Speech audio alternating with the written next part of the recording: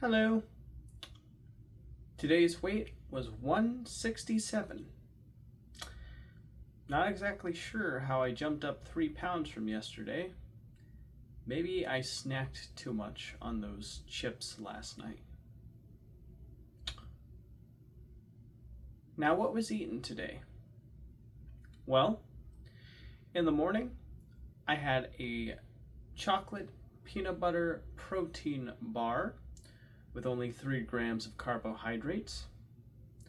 Then I had a cookies and cream protein bar, again with 3 grams of carbohydrates.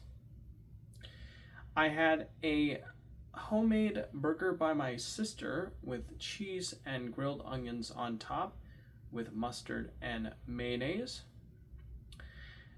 And the 2 keto breads, which was 1 gram of carbs each, meaning that is now 8 grams of carbohydrates in total,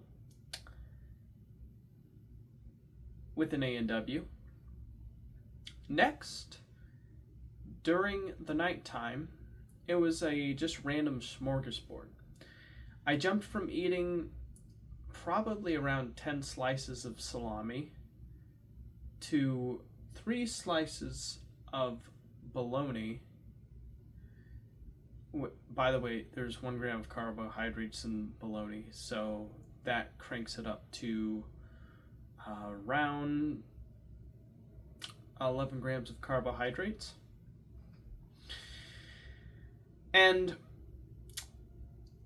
after the bologna, beef jerky with 0 grams of sugar, so no grams of carbs in that.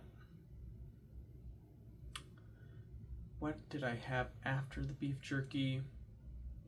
Oh, yes. And a can of tuna. And that's pretty much what I ate today. Oh, I forgot to mention, I had Quest chips, both the cheddar and the lime pepper flavor.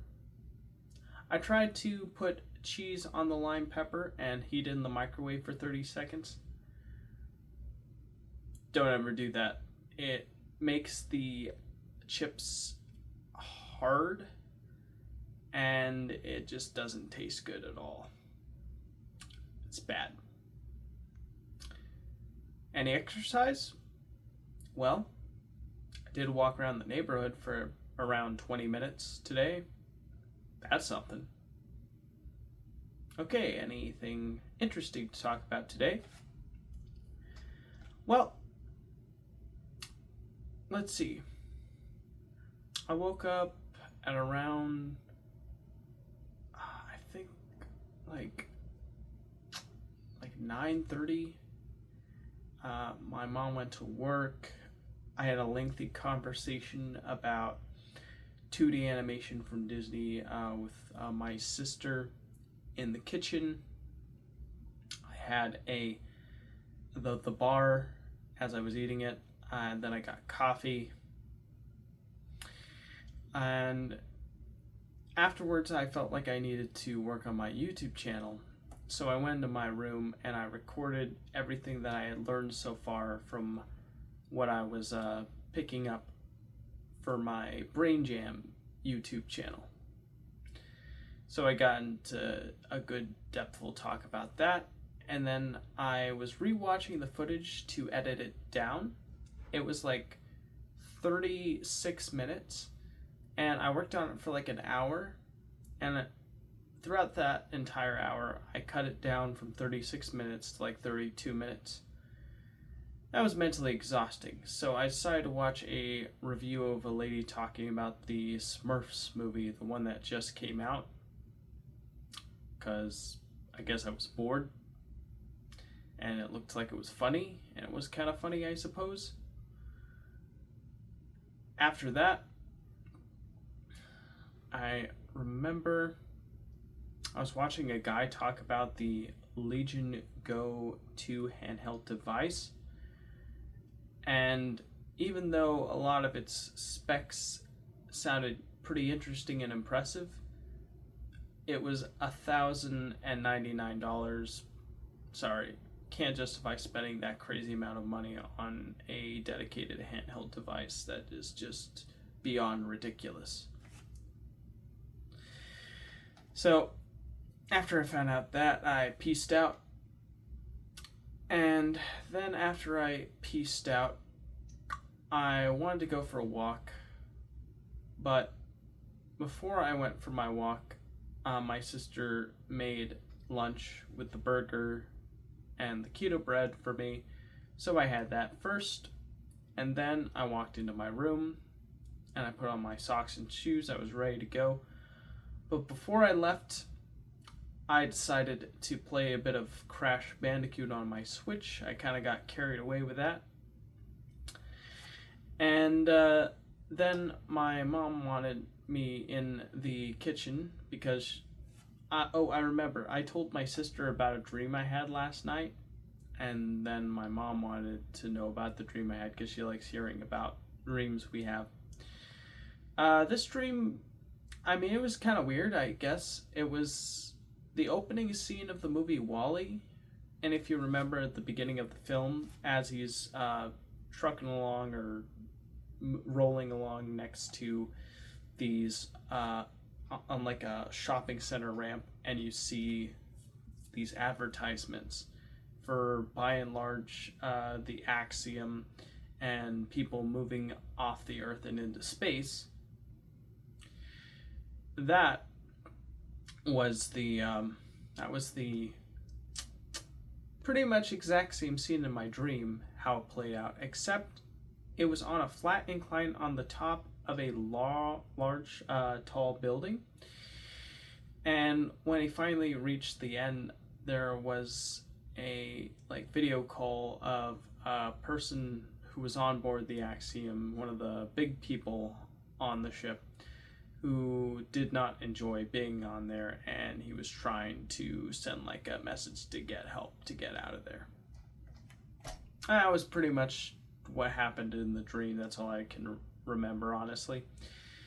I told my mom all of that, and she asked how did it make me feel, and I said I was watching the movie, but it was a slightly different version of it, which caught me off guard a little bit. And yeah, there you go. After all that, I wanted to go on my walk, so I put on my shoes and I went going around the neighborhood. And when I got back, I really needed to use the restroom because I had my coffee had xylitol, the protein bars had erythritol in them, and eating an excessive amount of sugar alcohols gives me a laxative effect that causes me to need to use the restroom. So I needed to go, and it was quite a while. Yeah, it was crazy.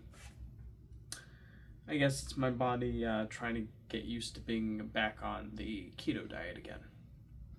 Well, after I was done, I pretty much grabbed my cat, Avery, and I was chilling with him in my room while I was watching videos about these new Meta glasses that were recently announced, called I don't remember what they were called. All I remember is some really interesting technology has been implemented in them, where on the right lens of these things called Meta Ray-Bans, they have a light projection, but it's the light's cut off by 5 lines of glass that are beamed into the glasses, and it creates ultimate privacy because you genuinely can't see what the person is looking at through the glasses because the way the light is contorted on the 5 rims on these Meta Ray-Bans makes it so only the person who has the glasses on can see them, meaning it gives you complete and total privacy. And even if you look at the person head on in the front, it looks like a regular pair of glasses, albeit with slightly thicker than average bezels to hide all the technology and equipment that's making everything work. And the whole thing's being bundled with something called a neural band, where you can control the glasses by simply just moving your finger back and forth or twisting, It's kind of like the Apple Vision Pro, but instead of the device needing like a bazillion different cameras in order to track your fingers to get proper input correction, the technology inside this band can read like your electrical impulses in your like based on the way you move your finger, and that causes the bands to be easily controlled through a efficient user interface. It was a really interesting use case of technology. The one thing that I don't like about it, though, is that it's being made by Meta or Facebook, and the problem with that is that Facebook pretty much forces you into their walled off ecosystem where they want you to use everything that they have, like Meta AI, Meta browser, Meta this, Meta that.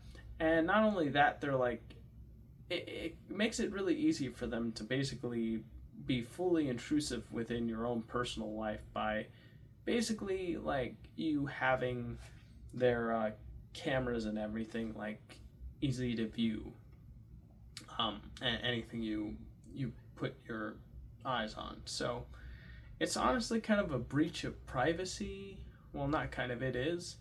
And the fact that it's being controlled under one corporate entity and they're not like open sourcing it or making it like simply just an interface and you can just implement any operating system you want on it, is kind of a real huge bummer, pretty much.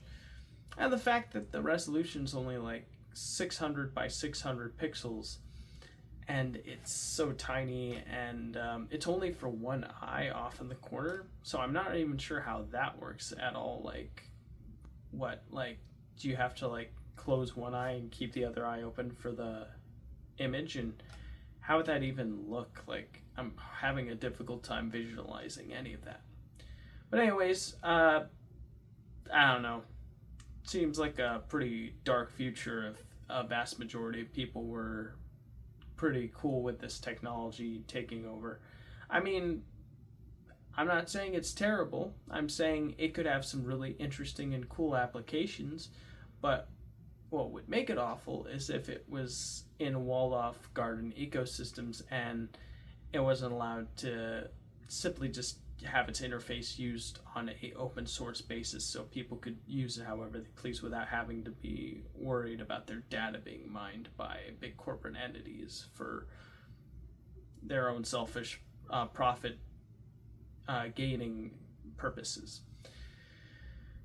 It's a pretty bizarro future we live in, that's for sure. But after I was watching that, then I decided to look up these things called the Vitcher, I think is what the company's called. Augmented reality glasses, but in reality it's just a virtual display glasses that give the display you have on them 3 degrees of freedom. So they'll stay in the exact same spot, but you can look on the sides and up and down, but it's not 6 degrees where you can look behind it, unless of course it has the camera accessory implemented.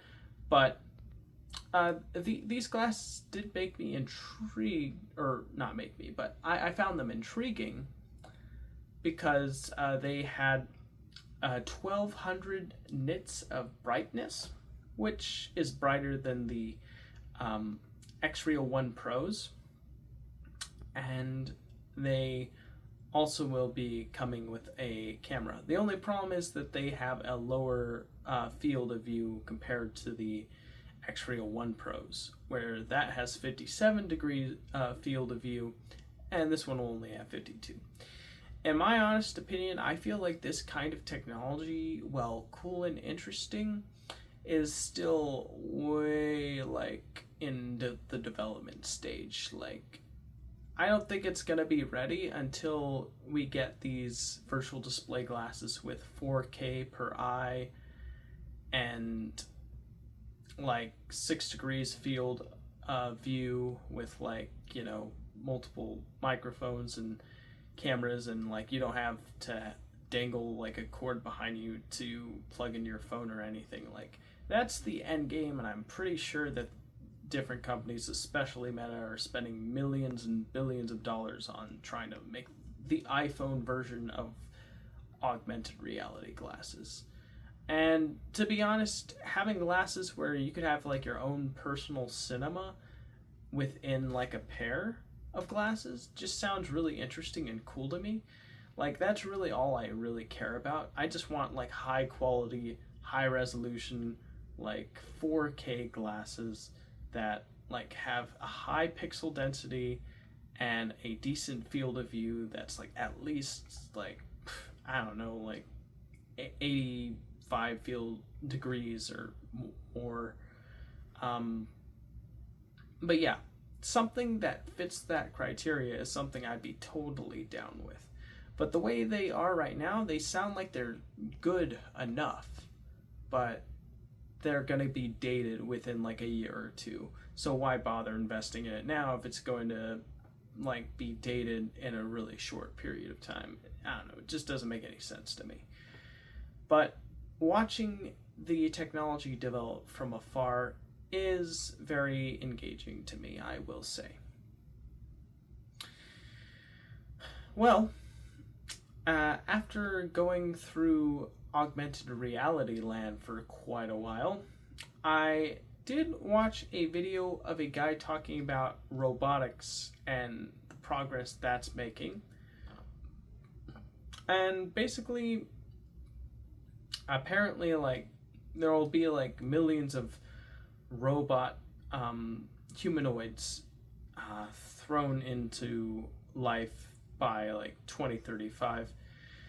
Now, I'm not sure how quick and efficient they'll be able to make them, or like if they're going to be as good and responsive as normal day-to-day human contact, but it's going to be interesting to see how that plays out.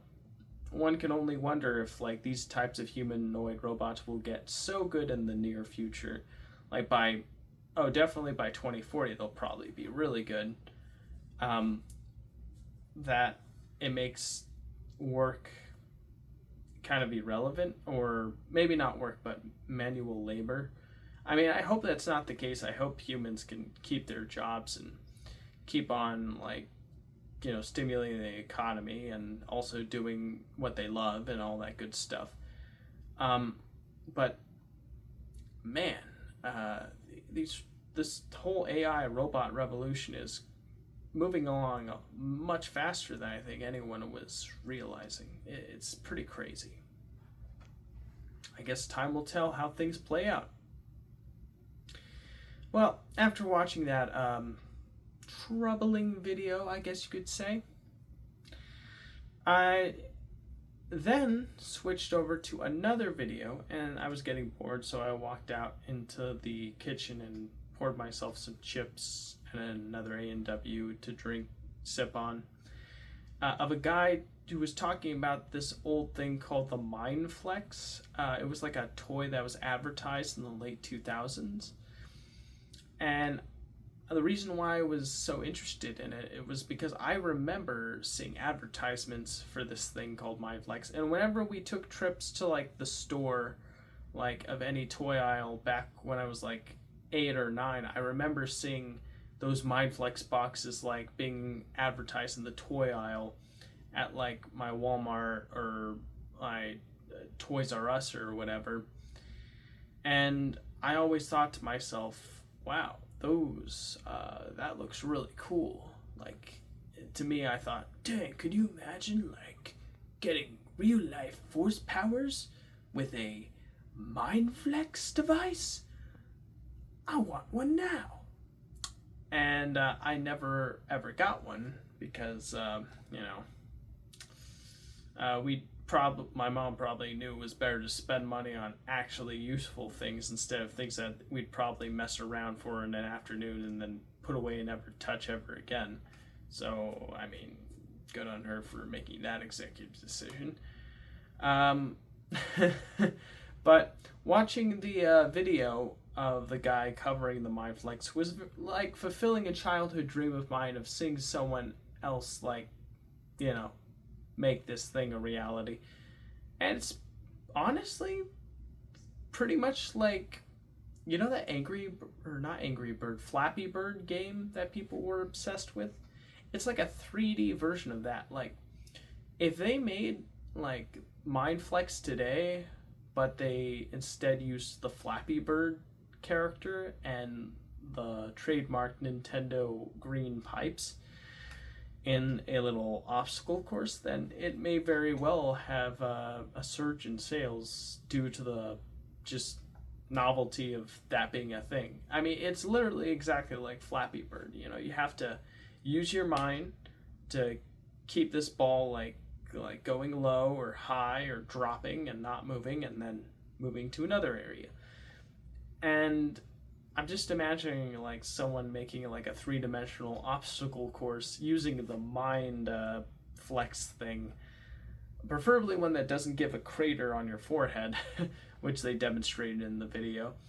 And then instead of a yellow ball, a blue ball, which is what they used in Mindflex. It would be like a yellow ball that looks like the Flappy Bird character, and have that go through an obstacle course. It might as well have like, it might give it like another chance. Although I'm not sure any toy company would find it worth doing nowadays. I mean, considering stuff like Fortnite and Roblox exists, like, are toys even a thing now? I don't even know. Like, I know Lego's popular, and I'm sure there's some kids who still enjoy playing with normal toys. But when it comes to that weird trendy technology from like back in the mid to late 2000s, I'm not sure it still has a place in this era anymore. Like, I think the only reason why stuff like Lego is still so popular just is the whole appeal of like the building whatever you want from your imagination. It's like Minecraft, but in real life, even though Lego existed before Minecraft. So it has that just endless generational appeal of just building things. Whereas something like the Mindflex is just a one and done novelty that after you're done experiencing everything it has to offer, there's not much more to experience from it, and you put it away and move on with your life. Which is pretty much what it was. But it was a really interesting video, that's for sure. Definitely got me talking a lot about that. There you go. Well, anyways, after I was done watching that, I decided to spend some time meditating in the den. I thought it was a pretty decent session, I would say. I wouldn't say like I experienced like something like crazy or anything. Just a nice, relaxing, meditative session. Then, after that, I decided to play on my PSVR 2 because I haven't touched that thing in like probably 2 weeks or like 3 weeks, something like that. And I thought, well, I mean, I paid for this thing. I might as well use it, see if I could get something out of it. So I used it to play a Star Wars VR game that was given for free for people who are subscribed to the PlayStation Plus Premium option. And this Star Wars game, I actually recorded a video on the channel of me playing around with it for the first time. You can go back in the vault and find it. I think the video is called I Decided to Play a VR Star Wars Game. Yeah, I just continued straight where it left off, and yeah, this game is it's all right. It's like a first-person shooter, but in the Star Wars universe. Yeah, it's fun. Not much more to say about it other than that. Then, after I had my fill of that, I decided to watch a new Papa Meat video where Papa Meat was talking about this lady who was in love with her therapist, but also had her boyfriend. So she wanted to deflect the fact that she was in love with her therapist by like making it seem like her therapist was coming on to her, when in reality it was the other way around. and she was like deflecting and all that. At least that's based on the evidence shown in the video. That's the vibe I got personally. Yeah, that was pretty funny video. I always like Papa Meat. He always knows how to make you laugh. That's for sure. Well, after that, my mom arrived. We both decided to check to see how that room is doing. How the guys who were asked to work on it were doing, and yeah, they're doing a really awesome job. Room's come together real good. Big thumbs up. Really liking it, for sure.